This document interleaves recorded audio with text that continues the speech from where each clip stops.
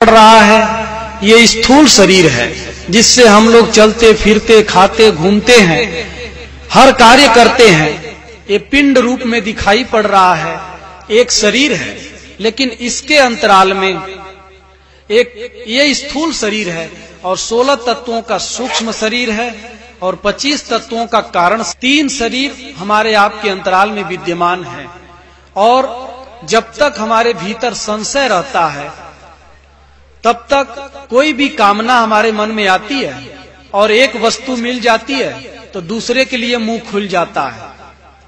इस संसार में कोई कमाई करता है, अगर वो 1 लाख रुपया लगाया और उसको 2 लाख रुपया मिल गया तो उसका मुंह थोड़ा और बड़ा हो जाएगा कि अब 2 लाख लगाऊं तो 4 लाख हो जाए, 4 लाख लगाऊं तो 8 लाख हो जाए। ऐसे ही उसका मुख खुलता चला जाता है, बड़ा होता चला जाता है। जब तक हम लोग शरीर से इस संसार के भोगों पर नजर रखते हैं तब तक ये संसार का संशय हमको ग्रसे रहता है। यही है सुरसा। सुरसा नाम अहिन कई माता, पठवा जाय कही तही बाता। वो हनुमान जी बीच में जब उसने 16 योजन का मुख बनाया अर्थात खोला, तुरंत पवन सुत 32 भयों। हनुमान का मतलब कोई केवल एक बंदर नहीं है कि एक बंदर से मतलब है हनुमान का। वास्तव में हनुमान का मतलब है कि जो भजन चिंतन करने की हमारे आपके भीतर मान अपमान, कोई बाबा कोई कहे अभागा, बातें कड़वी मीठी, कोई कहे मेरे भाग जगे हैं, कोई निकाले त्रुटि, गुरु मोहि अजब पिलाई बूटी। गुरु की अजब बूटी को, उनके चिंतन को, वृत्ति को धारण करके जब कोई भक्त चलता है तो सामने व्यक्ति जो टकराते हैं तो कोई कहता है बाबा हैं, बड़े अच्छे हैं, कोई कहता है अभागा हैं, खाने को नहीं मिल रहा था तो घर द्वार छोड़ के साधु बन गए। कोई बाबा, कोई कहे अभागा, बातें कड़वी मीठी, कोई कड़वी बात बोलता है, कोई मीठी बात बोलता है। कोई कहे मेरे भाग्य जगे हैं, कोई कहता है भाग्य जग गया, संत हो गए।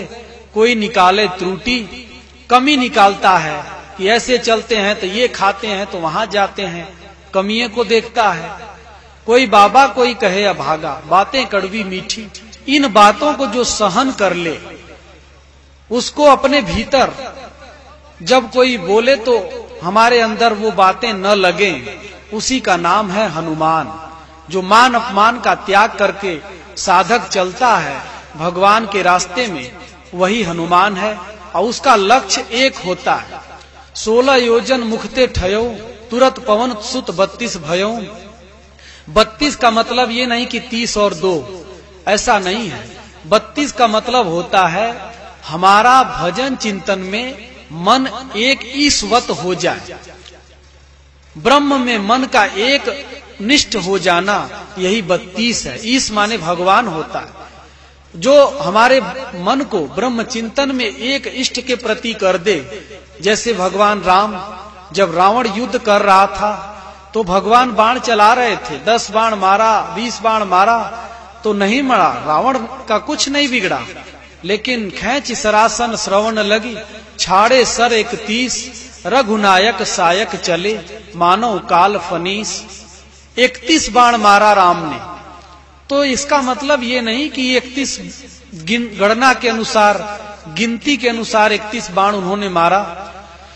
हमारा जो भाव थोड़ा सा हनुमान जी में, थोड़ा सा शंकर जी में, थोड़ा सा दुर्गा जी में, थोड़ा सा गणेश जी में, नाना जगह पर जो हमारा भाव है वो एक जगह पर स्थिर हो जाए, इसी का नाम है 31 बाण मारना।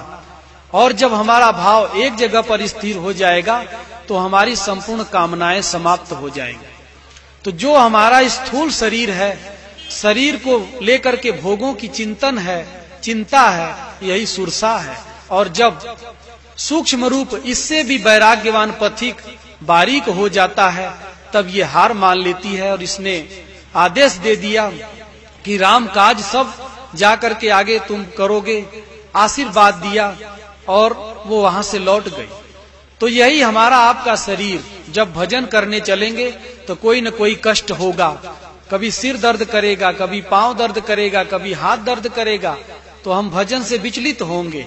इसलिए उसको हमारे ऋषियों ने कहा कि उस चिंतन से हम विचलित न हों, यही है सुरसा का पार पाना। और जहां इससे हम आगे बढ़ते हैं, हनुमान जी सुरसा से आगे बढ़े तो उनके सामने फिर सिंहिका, एक और निशाचरी आई, उसका नाम था सिंहिका। मतलब हमारे भीतर सूक्ष्म संग दोष, जैसा हम समाज में रहे हैं, खाए पिए घूमे हैं, वो सारे चिंतन हमारे सामने आने लगते हैं। उस चिंतन का दमन करना, और जब उसका भी दमन कर लेते हैं तो ये 16 तत्वों का जो सूक्ष्म शरीर है, इसका भी पार पा जाता है भक्त साधक जो उसमें चलना शुरू किया था। और इस शरीर को अपने अंत में 25 तत्वों का छित जल पावक गगन समीरा, पंच रचित यति अधम शरीरा, 5 तत्वों से बना है एक शरीर, और इस पांचों में पांचों का संचार है, इसलिए इसको 25 तत्व का बताया। अग्नि में, वायु में, जल में, सब पांचों में विद्यमान है, प्रधानता एक की है, इसलिए 25 तत्वों का ये सूक्ष्म शरीर। कागभुसुंडी गरुड़ के संवाद में उन्होंने पूछा कि प्रथमई कहो नाथ मति धीरा, सबते दुर्लभ कौन शरीरा। सबसे पहले बताओ कि दुनिया में सबसे दुर्लभ कौन सा शरीर है। तो उन्होंने कहा, नर समान नहीं कौन्यू देही, जीव चराचर जाचत एही।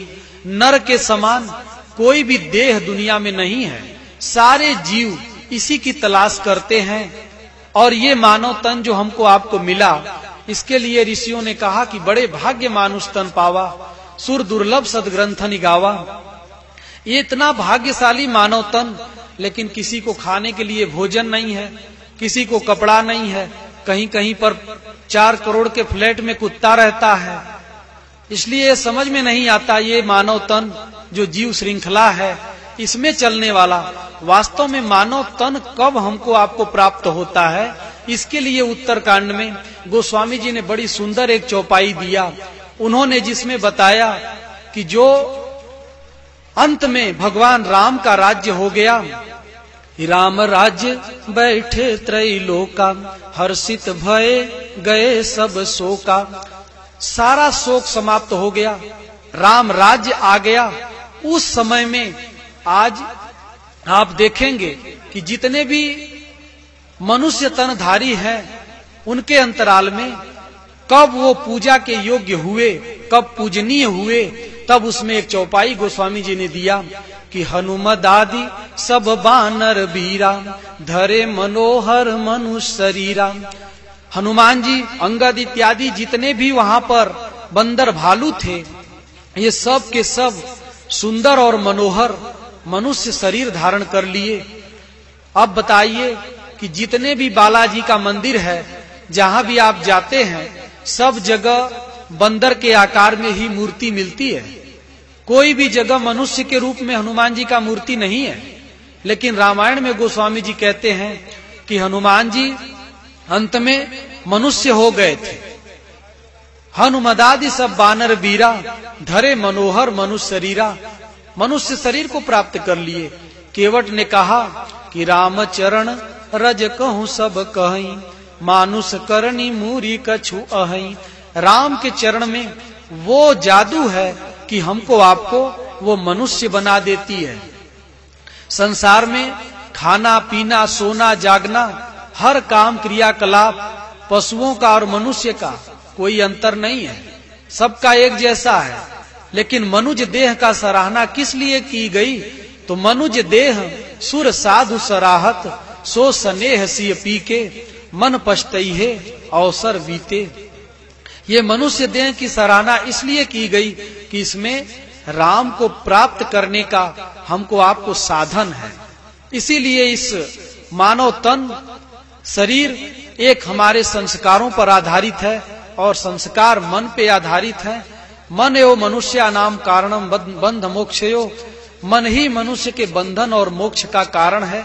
इसलिए हमारे ऋषियों ने बताया कि ये शरीर, एक शरीर जो स्थूल, सूक्ष्म और कारण, 3 शरीरों का जिक्र किया। और इस शरीर का अस्तित्व जो संतों ने कहा, तो ये तन कच्चा कुंभ है, लिए फिरे तू हाथ, धबका लाग्यो फूटी गयो, बहुरी न आयो हाथ। ये हमारा आपका शरीर एक कच्चे घड़े के समान है, और जरा सा धबका लगा, झटका लगता है तो फूट जाता है, टूट जाता है जैसे घड़ा। उसी प्रकार से हमारा आपका शरीर बिगड़ जाता है। इसका इतना अस्तित्व कमजोर बताया कि ये कच्चे घड़े के समान। किसी ने कहा कि ये पानी का बुलबुला, जैसे पानी में बुलबुला छूटा और समाप्त हो गया, उसी प्रकार से हमारा आपका शरीर है। ये शरीर पानी के बुलबुले के समान, तो इसका कोई अस्तित्व नहीं है। अब इसकी सार्थकता किसमें है, तब उसको भगवान राम ने उत्तर कांड में बताया कि ये पूरे जितने जनता थी उनके पास सबको बुलाया। एक बार रघुनाथ बुलाए, गुरु द्विजपुरवासी सब आए, बैठे मुनि और गुरु द्विज सज्जन, बोले बचन भगत भय भंजन, जो अनीति कछु भाखौ भाई, तो मोहि बरजेउ भय बिसराई।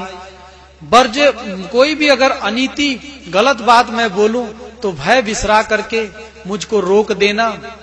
क्यों? तब उन्होंने कहा कि जो न तरे भव सागर, नर समाज यस पाई, सो कृत निंदक मंदमति, आत्म हन गति जाय। ये शरीर की सार्थकता उन्होंने बताया कि जो न तरे भव सागर, भव माने होता है संसार। संसार एक समुद्र है, जैसे समुद्र में आप तैरते हैं, उसी प्रकार से इस संसार में तमाम कामनाओं के बीच में हर जीव तैर रहा है, घूम रहा है, चल रहा है। इसलिए हमारे ऋषियों ने कहा कि अगर ये नर तन मिला, संसार के सारे तन इस संसार के भोगों तक सीमित हैं, ये मनुष्य तन में आकर के ऋषियों ने कहा कि इसको पाकर हम कुछ नया कर सकते हैं। कोई नवीन स्थिति जो ईश्वर की है, परमात्मा की है, उसको प्राप्त कर सकते हैं। इसलिए हमारा आपका जो संस्कार है, एक एक संस्कार एक एक शरीर है, और जिस दिन एक एक संस्कार समाप्त हो जाएगा तो धीरे धीरे आपका ये शरीरों का जो आवागमन का चक्कर है, पुनरपि जन्मम पुनरपि मरणम, पुनरपि जननी जठरे शयनम, ये बार बार जन्मना और बार बार मरना, ये परिधि जो चल रहा है, ये मनुष्य तन में आकर अगर आप साधना कर लेते हैं, भगवान राम ने जो कहा कि जो न तरे भव सागर, नर समाज यस पाए, सो कृत निंदक मंदमति, आत्म हान गति जाए। वो आत्मपथ का हत्यारा है जो इस नर तन को पाकर भजन नहीं किया, चिंतन नहीं किया, साधन नहीं किया। और साधन की विधि जब उन्होंने बताया तो बहुत सूक्ष्म रूप में बताया। थोड़ा सा सरल स्वभाव न मन कुटिलाई, स्वभाव हमारा सरल हो जाए और मन के अंतराल से कुटिलता समाप्त हो जाए, तो भक्ति मोरी पुराण श्रुति गाई। मेरी भक्ति बहुत देवताओं की, बहुत देवियों की, बहुत की पूजा नहीं, एक पूजा केवल राम की, एक भक्ति केवल राम की। जिस दिन हमसे आपसे करते बन जाएगी, उसी दिन ये नर्तन क्या है और इसकी सार्थकता क्या है, इसका अस्तित्व क्या है, इसके बारे में हम लोग समझ लेंगे। इसी के लिए आज ये आयोजन हुआ है।